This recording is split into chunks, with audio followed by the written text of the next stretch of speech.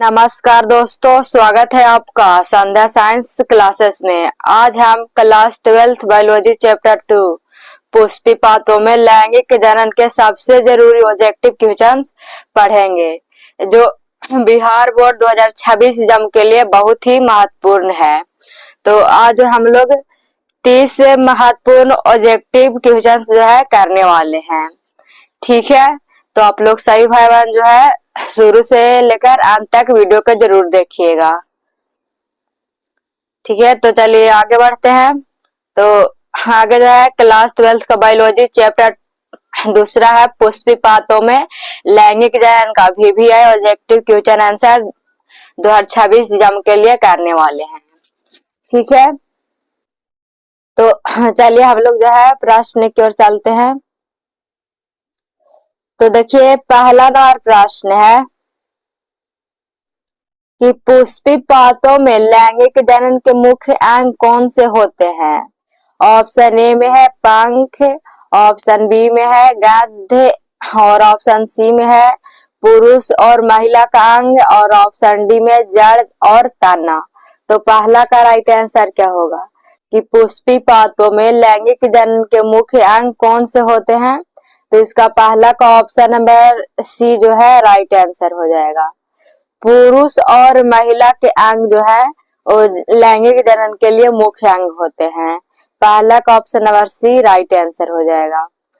अगला नंबर प्रश्न है, दूसरा नंबर प्रश्न है कि पुष्पिपातों में निषेचन प्रक्रिया का नाम क्या है। ऑप्शन ए में है ओव्यूलेशन, ऑप्शन बी में है निषेचन और ऑप्शन सी में है प्रेपरेशन और ऑप्शन डी में है जर्मिनेशन। तो राइट आंसर क्या हो जाएगा दूसरा नंबर प्रश्न का। दूसरा नंबर प्रश्न का राइट आंसर जो है बी हो जाएगा। क्या हो जाएगा, तो निषेचन जो है बिल्कुल राइट आंसर हो जाएगा। पुष्पिपातों में निषेचन प्रक्रिया का नाम क्या है, तो निषेचन नाम है। दूसरा का ऑप्शन नंबर बी बिल्कुल राइट आंसर हो जाएगा। अगला नंबर प्रश्न है, तीसरा नंबर प्रश्न है। तीसरा नंबर प्रश्न है कि अंडाणु कहाँ स्थित होता है। ऑप्शन ए में है अंडकोश में, ऑप्शन बी में है अंडाशय में, ऑप्शन सी में है गंध के कुंड में और ऑप्शन डी में है पंख में। तो राइट आंसर क्या हो जाएगा, तो तीसरा नंबर प्रश्न का राइट आंसर जो है बी हो जाएगा। क्या हो जाएगा, तो अंडाशय में जो है स्थित रहता है। अंडाणु कहाँ स्थित रहता है, तो अंडाशय में। तो ये सवाल जो है क्लास 12th बायोलॉजी 2026 एग्जाम के लिए जो है बहुत ही महत्वपूर्ण प्रश्न है। तो इससे आप लोग सही भाई बहन जरूर याद कर लीजिएगा। ठीक है, तो अगला नंबर प्रश्न है चौथा नंबर कि पुष्पिपातों में निषेचन के समय क्या होता है। कह रहा है पुष्पिपातों में जो है निषेचन के समय क्या होता है। ऑप्शन ए में है अंडाणु का स्रावन होता है, ऑप्शन बी में है पराग का मिलन, ऑप्शन सी में है नाभिक का मिश्रण और ऑप्शन डी में है जीवाणु का प्रवेश।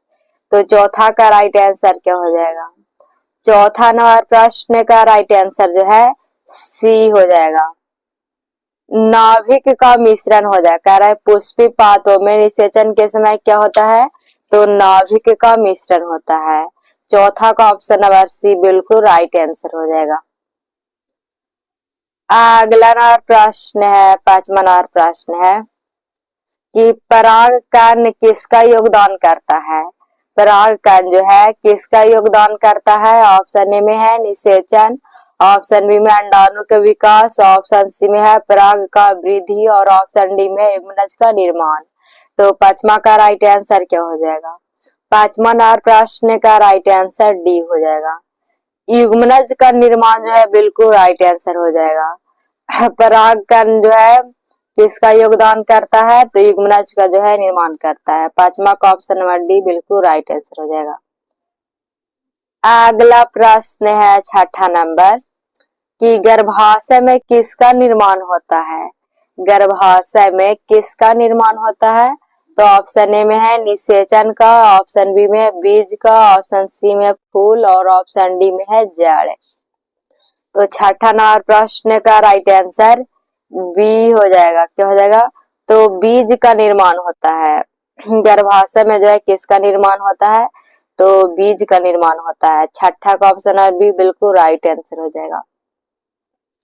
अगला और प्रश्न है 7वां नंबर कि लैंगिक जनन में कौन सी कोशिका सबसे बड़ी होती है। ऑप्शन ए में है शुक्राणु, ऑप्शन बी में है अंडाणु, ऑप्शन सी में है राइजोम और ऑप्शन डी में है कोई नहीं। तो राइट आंसर जो है इसका क्या हो जाएगा 7वां का। 7वां नंबर प्रश्न का राइट आंसर बी हो जाएगा। अंडाणु जो है जनन कोशिका की सबसे बड़ी होती है, अंडाणु। ठीक है, 7वां का ऑप्शन और बी बिल्कुल आपका राइट आंसर हो जाएगा। अगला नंबर प्रश्न है 8वां नंबर प्रश्न है कि निषेचन के पश्चात अंडाणु क्या बनता है। निषेचन के पश्चात जो है अंडाणु जो है क्या बनाता है, तो ऑप्शन ए में स्पोर, ऑप्शन बी में बीज, ऑप्शन सी में जड़ और ऑप्शन डी में है राइजोम। तो 8वां का राइट आंसर क्या होगा। 8वां का ऑप्शन और बी राइट आंसर हो जाएगा। बीज बनाता है, क्या बनाता है, तो निषेचन के पश्चात यानी बाद जो है अंडाणु बीज बनाता है। 8वां का ऑप्शन और बी राइट आंसर हो जाएगा। तो ए सवाल जो है क्लास 12th बायोलॉजी 2026 जम के लिए जो है बहुत ही सही महत्वपूर्ण प्रश्न है, तो इसे आप लोग सही भाई बहन जरूर याद कर लीजिएगा। ठीक है, आगे है 9वां नंबर प्रश्न है। 9वां नंबर प्रश्न है कि परागकण में किसका प्रवेश होता है। ऑप्शन ए में शुक्राणु का, ऑप्शन बी में अंडाणु, ऑप्शन सी में दोनों और ऑप्शन डी में है कोई नहीं। तो 9वां का राइट आंसर क्या होगा। 9वां का ऑप्शन नंबर ए बिल्कुल राइट आंसर हो जाएगा। शुक्राणु का होता है, कह रहा है परागकण में किसका प्रवेश होता है, तो शुक्राणु का होता है। 9वां का option number A right answer हो जाएगा। अगला प्रश्न है 10वां नंबर। 10वां नंबर प्रश्न है कि पुष्पी पातों में युग्मनज जो है किस प्रक्रिया से होता है। ऑप्शन ए में है जल द्वारा, ऑप्शन बी में है हवा द्वारा, ऑप्शन सी में है निषेचन द्वारा और ऑप्शन डी में कोशिका विभाजन द्वारा। कह रहा है कि पुष्पी पातों में युग्मनज का निर्माण जो है किस प्रक्रिया से होता है, तो 10वां का राइट आंसर सी हो जाएगा। निषेचन के द्वारा होता है। किसके द्वारा होता है, तो निषेचन के द्वारा होता है। 10वां का option number C right answer हो जाएगा।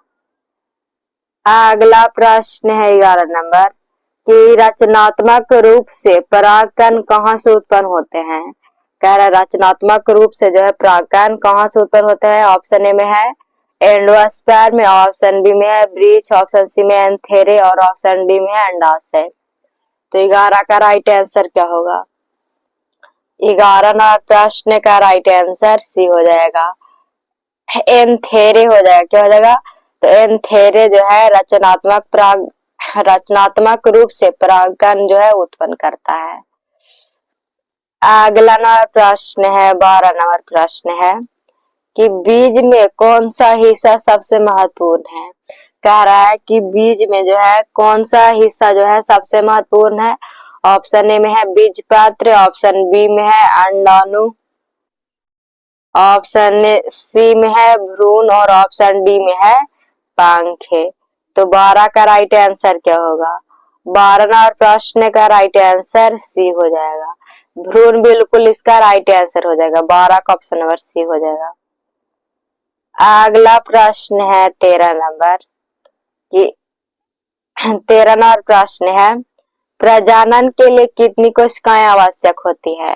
प्रजनन के लिए जो है कितनी कोशिकाएं जो है आवश्यक होती है। ऑप्शन ए में है 2, ऑप्शन बी में 4, ऑप्शन सी में 3 और ऑप्शन डी में है 1। तो 13 का राइट आंसर क्या हो जाएगा। 13 नंबर प्रश्न का राइट आंसर क्या हो जाएगा, तो इसका राइट आंसर जो है ए हो जाएगा, 2 हो जाएगा। प्रजनन के लिए कितनी कोशिकाएं आवश्यक होती है, तो 2 कोशिकाएं जो आवश्यक होती है। 13 का option number A right answer हो जाएगा। अगला प्रश्न है 14 नंबर प्रश्न है कि लैंगिक जनन में पराग की भूमिका क्या है। लैंगिक जनन में जो है पराग की भूमिका क्या है। ऑप्शन ए में निषेचन, ऑप्शन बी में अंडाणु का निर्माण, ऑप्शन सी में निषेचन के बाद विकास और ऑप्शन डी में है परागोत्सर्ग। तो 14 का राइट आंसर जो है ए हो जाएगा। क्या हो जाएगा? तो निषेचन जो है इसका राइट आंसर हो जाएगा। लैंगिक जनन में पराग की भूमिका क्या है? तो निषेचन। 14 का option number A right answer हो जाएगा। तो ये सवाल जो है क्लास 12 बायोलॉजी 2026 के लिए बहुत ही सही प्रश्न जो है महत्वपूर्ण है, तो इसे सभी आप लोग याद कर लीजिएगा। ठीक है, अगला प्रश्न है 15 नंबर। 15वां प्रश्न है कि बीजों के निषेचन के बाद जो है किसका गठन होता है? ऑप्शन है पंख, ऑप्शन बी में बीजपत्र, ऑप्शन सी में भ्रूण और ऑप्शन डी में फल। तो राइट आंसर क्या हो जाएगा 15 का? कह रहा है कि बीजों के निषेचन के बाद जो है किसका गठन होता है? तो 15 का ऑप्शन नंबर डी जो है राइट आंसर हो जाएगा। किसका होता है? तो फल का गठन होता है। 15 का option number D right answer हो जाएगा। अगला प्रश्न है 16 नंबर प्रश्न है कि पुष्प में लैंगिक जनन से क्या उत्पन्न होता है? ऑप्शन ए में है बीज, ऑप्शन बी में है जड़, ऑप्शन सी में पंख और ऑप्शन डी में है भ्रूण। तो 16 का राइट आंसर जो है क्या हो जाएगा? 16 का option number A right answer हो जाएगा। क्या हो जाएगा? तो बीज हो जाएगा। पुष्प में लैंगिक जनन से जो है क्या उत्पन्न होता है? तो बीज होता है। 16 का option number A right answer हो जाएगा। अगला प्रश्न है 17 नंबर कि किसे बीज का कोट कहा जाता है? किससे जो है बीज का कोट कहा जाता है? तो ऑप्शन ए में एंडोस्पर्म को, ऑप्शन बी में है भ्रूण, ऑप्शन सी में बाहरी आवरण और ऑप्शन डी में अंडाणु। तो राइट आंसर इसका क्या हो जाएगा? 17 का राइट आंसर क्या हो जाएगा कि किसे बीज का कोट कहा जाता है? तो 17 का ऑप्शन नंबर सी जो है बिल्कुल राइट आंसर हो जाएगा। बाहरी आवरण को कहा जाता है। किसका? तो बाहरी आवरण को। 17 का option number C right answer हो जाएगा। अगला प्रश्न है 18 नंबर प्रश्न है कि लैंगिक जनन में अंडाणु का क्या कार्य है? लैंगिक जनन में जो है अंडाणु का क्या कार्य है? तो ऑप्शन में है पराग का संग्रह, ऑप्शन बी में है पराग को स्थिर रखना, ऑप्शन सी में है निषेचन और ऑप्शन डी में बीज का निर्माण। तो 18 का राइट आंसर क्या होगा? 18 का option number C right answer हो जाएगा। निषेचन हो जाएगा कि लैंगिक जनन में अंडाणु का क्या कार्य है? तो निषेचन का कार्य है। 18 का option number C right answer हो जाएगा। अगला प्रश्न है 19 नंबर प्रश्न है कि पराग की सूक्ष्म नलिका का क्या कार्य है? तो ऑप्शन ए में है पराग के परिवहन में सहायक, ऑप्शन बी में है अंडाणु तक पहुंचाने में सहायक, ऑप्शन सी में है जीवाणु की रोकथाम और ऑप्शन डी में कोशिका का विभाजन। तो 19 का राइट आंसर क्या हो जाएगा कि पराग की जो है सूक्ष्म नलिका का क्या कार्य है? तो 19 को ऑप्शन नंबर बी जो है राइट आंसर हो जाएगा। अंडाणु तक पहुंचने में जो है सहायक करता है पराग की सूक्ष्म नलिका। ठीक है, 19 का ऑप्शन नंबर बी जो है राइट आंसर हो जाएगा। अगला प्रश्न है 20 नंबर प्रश्न है कि किस प्रक्रिया में अंडाणु और शुक्राणु का मिलन होता है? ऑप्शन ए में निषेचन, ऑप्शन बी में युग्मनज का निर्माण, ऑप्शन सी में है प्रेपरेशन और ऑप्शन डी में है पुनरुत्थान। तो राइट आंसर 20 का क्या हो जाएगा? 20 का option number A right answer हो जाएगा। क्या हो जाएगा? तो निषेचन हो जाएगा। कह किस प्रक्रिया में अंडाणु और शुक्राणु का मिलन होता है? तो निषेचन का। 20 का option number A right answer हो जाएगा। अगला प्रश्न है 21 नंबर प्रश्न है कि पुष्पी पातों में निषेचन के दौरान किसका सर्वाधिक महत्व होता है? तो ऑप्शन में है पुरुष अंग, ऑप्शन बी में महिला अंग, ऑप्शन सी में दोनों अंग और ऑप्शन डी में है कोई नहीं। तो 21 का राइट आंसर क्या होगा? कह रहा है पुष्पी पातों में जो है निषेचन के दौरान किसका सर्वाधिक महत्वपूर्ण होता है? तो 21 का राइट आंसर जो है सी हो जाएगा। दोनों अंग का होता है, पुरुष अंग महिला अंग दोनों अंग का। 21 का option number C right answer हो जाएगा। अगला नंबर प्रश्न है 22 नंबर प्रश्न है कि पुष्पी पातों में निषेचन प्रक्रिया कितनी चरणों में होती है? कह रहे पुष्पी पादों में जो है निषेचन की प्रक्रिया जो है कितने चरणों में होती है। ऑप्शन ए में 2, ऑप्शन बी में 3, ऑप्शन सी में 4, ऑप्शन डी में 1। तो 22 का राइट आंसर ए हो जाएगा। 2 चरणों में, कितने चरणों में जो है संपन्न होती है प्रक्रिया पुष्पी पादों में, तो 2 चरणों में। 22 का option number A right answer हो जाएगा। अगला नंबर प्रश्न है 23 नंबर प्रश्न है कि रचनात्मक दृष्टि से निषेचन के बाद क्या परिवर्तन होता है। तो ऑप्शन है बीज का आकार बढ़ना, ऑप्शन बी में है जड़ का निर्माण, ऑप्शन सी में है पंख का निर्माण और ऑप्शन डी में है भ्रूण का निर्माण। तो 23 का राइट आंसर क्या होगा। 23 का राइट आंसर जो है डी हो जाएगा, भ्रूण का निर्माण हो जाएगा। कह रहा है कि रचनात्मक दृष्टि से निषेचन के बाद क्या परिवर्तन होता है, तो भ्रूण का निर्माण। 23 को option number D right answer हो जाएगा। अगला प्रश्न है 24 नंबर प्रश्न है कि परागकण का आकार किसके समान होता है। ऑप्शन ए में सूक्ष्म के, ऑप्शन बी में बड़ा, ऑप्शन सी में समान और ऑप्शन डी में विशाल। तो 24 का राइट आंसर क्या हो जाएगा कि परागकण का आकार जो है किसके समान होता है। तो 24 को option number A right answer हो जाएगा, सूक्ष्म के जो है समान होता है। ठीक है, 24 का ऑप्शन नंबर ए जो है राइट आंसर हो जाएगा। अगला नंबर प्रश्न है 25 नंबर प्रश्न है कि बीज के विकास के लिए सबसे महत्वपूर्ण तत्व क्या है। ऑप्शन ए में है पानी, ऑप्शन बी में हवा, ऑप्शन सी में निषेचन और ऑप्शन डी में बीज पात्र। तो 25 का राइट आंसर जो है सी हो जाएगा। क्या हो जाएगा, निषेचन है। कह रहा है बीज के विकास के लिए सबसे महत्वपूर्ण तत्व क्या है, तो निषेचन है। तो ये सवाल जो है क्लास 12 का बायोलॉजी 2026 के लिए बहुत ही जो है महत्वपूर्ण प्रश्न है। तो ये सही प्रश्नों के आप लोग जो है याद कर लीजिएगा। ठीक है, एग्जाम के दृष्टि से जो है बहुत ही इंपॉर्टेंट प्रश्न है। तो अगला नंबर प्रश्न है 26 नंबर कि किस प्रक्रिया में अंडाणु और शुक्राणु का मिलन होता है। तो ऑप्शन ए में निषेचन, ऑप्शन बी में युग्मनज का, ऑप्शन सी में है प्रिपरेशन और ऑप्शन डी में है पुनरुत्थान। 26 का राइट आंसर क्या होगा, तो 26 का राइट आंसर जो है ए हो जाएगा। क्या हो जाएगा, तो निषेचन हो जाएगा। कह रहा है किस प्रक्रिया में अंडाणु और शुक्राणु का मिलन होता है, तो निषेचन का होता है। 26 का option number A right answer हो जाएगा। अगला नंबर प्रश्न है 27 नंबर कि लैंगिक जनन में बीजों के विकास में कौन सा अंग जो है महत्वपूर्ण होता है। ऑप्शन ए में है भ्रूण, ऑप्शन बी में पंख, ऑप्शन सी में शुक्राणु, ऑप्शन डी में अंडाणु। तो 27 नंबर प्रश्न का राइट आंसर जो है ए हो जाएगा। क्या हो जाएगा, तो भ्रूण हो जाएगा। कह रहा है कि लैंगिक जनन में बीजों के विकास में कौन सा महत्वपूर्ण होता है, तो भ्रूण होता है। 27 को option number A right answer हो जाएगा। अगला नंबर प्रश्न है 28 नंबर प्रश्न है कि परागकण की प्रक्रिया में किसका मुख्य योगदान है।